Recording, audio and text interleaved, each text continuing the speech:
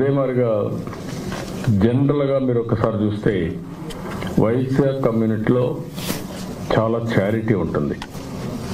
మీరు ఎవరి ఆస్తులపైన ఆధారపడరు.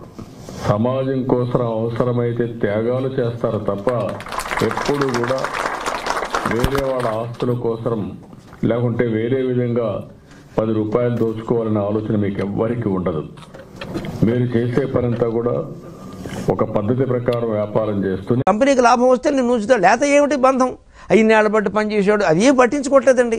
వెనక కిరాణం కొట్లు పెట్టుకున్న షావుకారులు ఇవ్వండి, వీళ్ళకంటే మహానుభావులు వాళ్ళు. నిజంగా ఆ కొట్లో గుమాస్తా ఉంటే ఎలా ఉన్నా సరే జీవితాంతం ఆ గుమాస్తాన్ని కాపాడేవారు, ఆయన పిల్లల్ని కాపాడేవారు, వాళ్ళ పిల్లల పెళ్ళిళ్ళు వీళ్ళే చేసేవారండి. వైశ్యులు వ్యాపారం చేసినంతకాలం ప్రపంచం అలాగే ఉంది.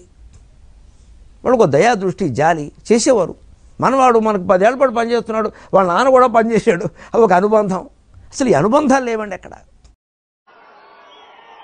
కులాల పేరు మీద నిజానికి ఈ రోజున వైశ్య సామాజిక వర్గాన్ని ఇబ్బంది పెట్టేస్తా ఉన్నారు. ఎప్పుడు వైశ్యులు చేతికి సహాయం చేసేవాళ్ళు తప్ప వారి జీవితాన్ని వాళ్ళు చూసుకునే వాళ్ళు ఈ రోజు ఒక్కరు ఎప్పుడు ఇబ్బంది లేరు, ఆశించరు. అలాంటి వైశ్య సామాజిక వర్గాన్ని మీరు ఇబ్బందులు పెడతా ఉన్నారు. నేను చెప్తున్నాను, ఈరోజు వైశ్య సామాజిక వర్గానికి జనసేన మీకు అండగా ఉంటుంది.